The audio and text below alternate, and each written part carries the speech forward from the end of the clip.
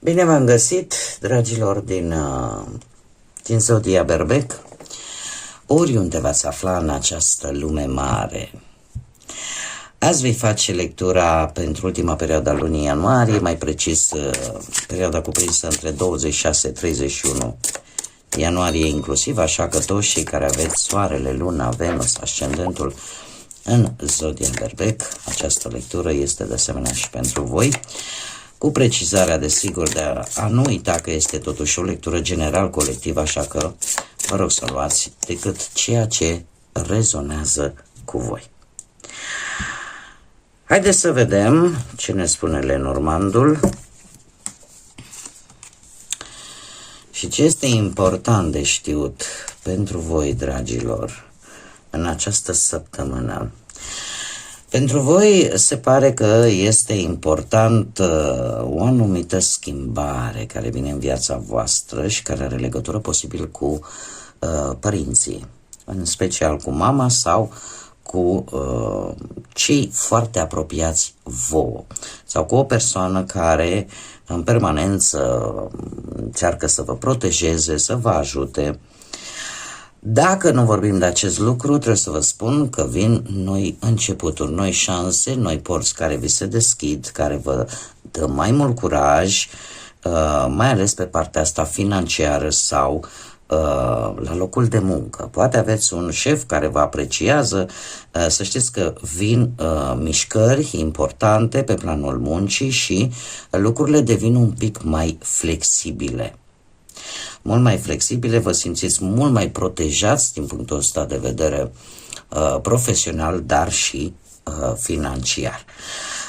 Pentru alții, aceste două energii îmi pot vorbi de simplu fapt că vă recăpătați, vin niște schimbări importante în viața voastră, indiferent de ce aspect al vieții vorbim, care pe voi vă vor ajuta să vă recăpătați curajul, să vă recăpătați energia, puterea și să vă luați viața, ca să zic așa, în propriile mâini.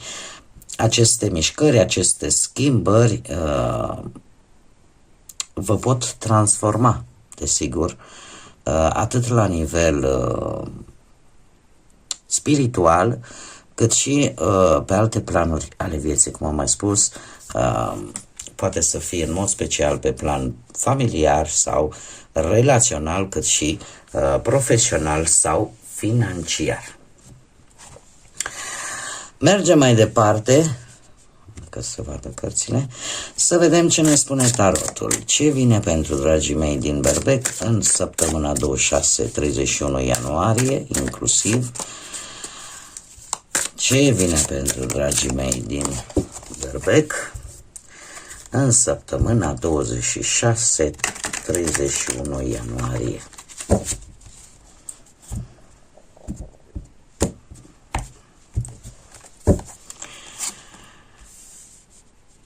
Da, să știți că nu este rău, da, și se vede acest lucru extraordinar, fabulos. Deci, așa cum bine ne-a spus și cum ne-au spus cărțile de Lenormand, avem într-adevăr o schimbare. Veți lăsa în urmă, cel puțin ce văd eu aici, în primă fază o situație destul de incomodă legată de bănuți, care va rămâne cumva în urmă, da? Va reuși să-și găsească o rezolvare.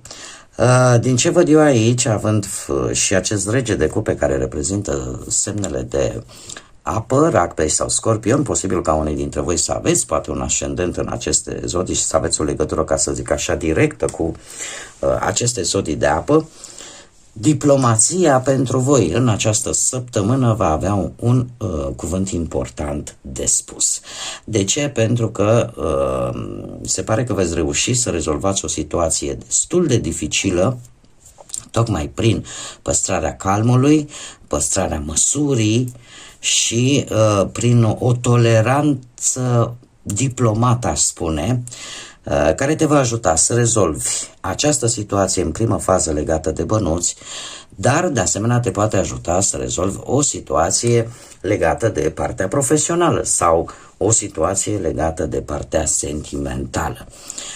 Cuvântul de ordine pentru voi, dragilor, în această săptămână este diplomație, este calm, măsură și înțelegere. Aș spune că o decizie pe care voi o veți lua în această săptămână și care va fi foarte echilibrată te poate ajuta să-ți îmbunătățești situația profesională, dacă vorbim de acest lucru, iar soarele care apare pe poziția energiei care se deschide pentru următoarea perioadă pentru voi este una mult mai optimistă, mult mai caldă, mult mai plină de speranță și este, eu aș spune, un ciclu nou care se apropie în viața voastră, indiferent de ce aspect al vieții vorbim. Ceva se cimentează, ceva se consolidează și asta îți va aduce foarte multă pozitivitate și foarte mult optimism. Dacă vorbim de partea asta relațională, aș spune că tot acea stare de singurătate, de tristețe, chiar și pentru cei care sunteți într-o relație, da? Știți că există acea singurătate în doi de multe ori, care ne macină și ne consumă foarte mult, în care poate v-ați simțit ușor abandonați sau că nu sunteți tratați poate în maniera în care voi considerați că o meritați sau poate că unii dintre voi ați încercat, nu știu, să faceți tot felul de artificii în așa fel încât relația să funcționeze sau poate ați reușit într-un final să evaluați foarte bine relația în care vă aflați în așa fel încât v-ați dat seama că de fapt, așa cum am mai spus, sunt momente în viață în care efectiv te simți singur, având totuși pe cineva lângă tine. Lucrurile astea cumva încep să-și găsească o rezolvare pe plan sentimental, mai ales în următoarea perioadă. De ce? Pentru că orică vă redescoperiți sentimentele, emoțiile și acestea vor fi destul de ridicate, ca să spun așa, și e ca o redescoperire pe care voi o veți face în această perioadă, lucru care va duce la o stare mult mai bună din punct de vedere al relației, o înțelegere mult mai bună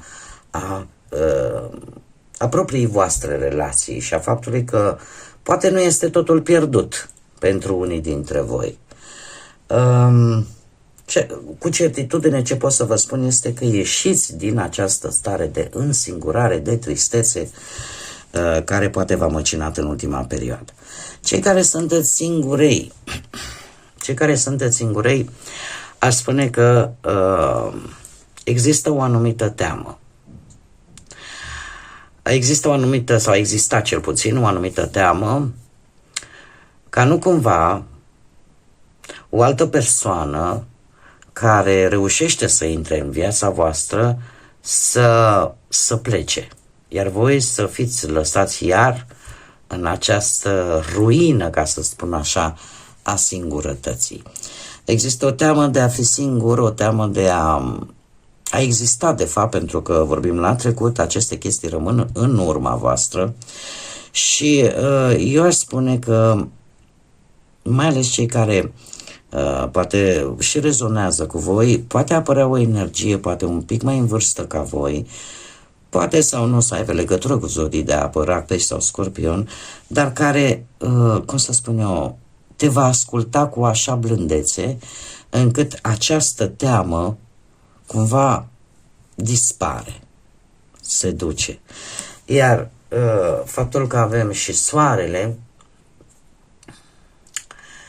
Asta îmi spune că există șanse destul de mari ca voi în sfârșit să redescoperiți iubirea, în sfârșit să redescoperiți lucruri importante, mai ales și valoroase pe planul ăsta sentimental.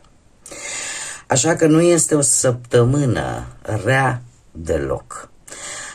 Ce am vrut să mai spun, chiar și pe plan profesional, e posibil ca, nu știu, un șef mai înțelegător, mai diplomat să vă poată ajuta într-o problemă legată poate de job, să vă găsiți un job sau să se rezolve o situație la locul de muncă sau vreun asociat cu care voi să puteți ieși dintr-o problemă poate financiară cu care v-ați confruntat în ultima perioadă.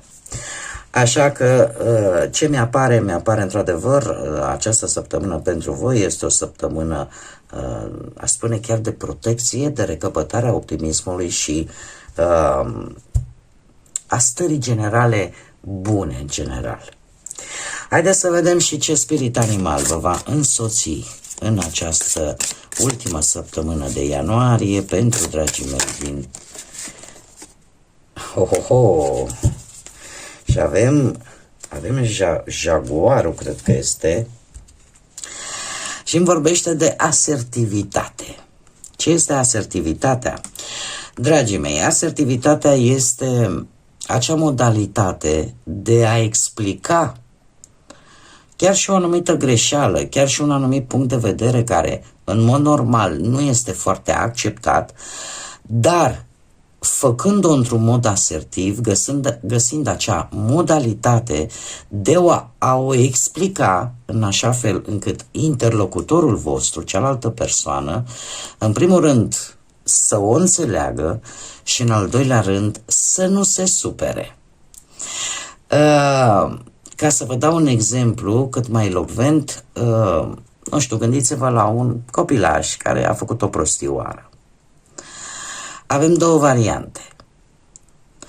Să-l certăm într-un mod, să zicem, un pic agresiv. De ce ai făcut asta? Nu trebuia să o faci așa. Da? Asta e prima modalitate care, acum, sincer vorbind, mulți dintre noi suntem, în prima fază, suntem dispuși să o facem.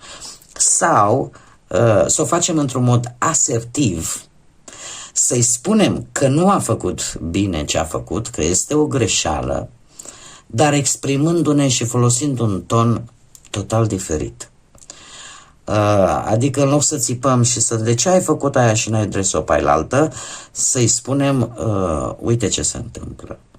Ceea ce tu ai făcut, și poate chiar să-i dăm exemple, ceea ce tu ai făcut nu a fost bine. De ce? Pentru că se putea întâmpla aia. Asta este o altă modalitate de a explica un lucru, de a încerca să îndrepți poate o greșeală și în primul rând de a-l ghida pe celălalt. Bun, mesajul în sine, ce spune? În liniște vei găsi puterea. Ia-ți rolul de lider și treci la acțiune. Știi unde să te îndrepți și ce să faci. Ai curajul și încrederea pentru a merge înainte, dar într-o formă, cum am mai spus, asertivă. Folosind, așa cum bine am văzut și cu regele de cupe, diplomația în primul rând și calmul, măsura și înțelegerea. Bun, dragii mei, cam atât am avut pentru voi, pentru această ultimă săptămână de ianuarie. Eu mă bucur că am fost împreună și sper din toată inima că această lectură v-a ajutat, v-a adus acea claritate, acea ghidare de care poate mulți dintre voi aveți nevoie, iar până la următoarea noastră revedere, eu vă doresc tot binele din lume, să fiți înconjurați de pace, de echilibru și de multă iubire.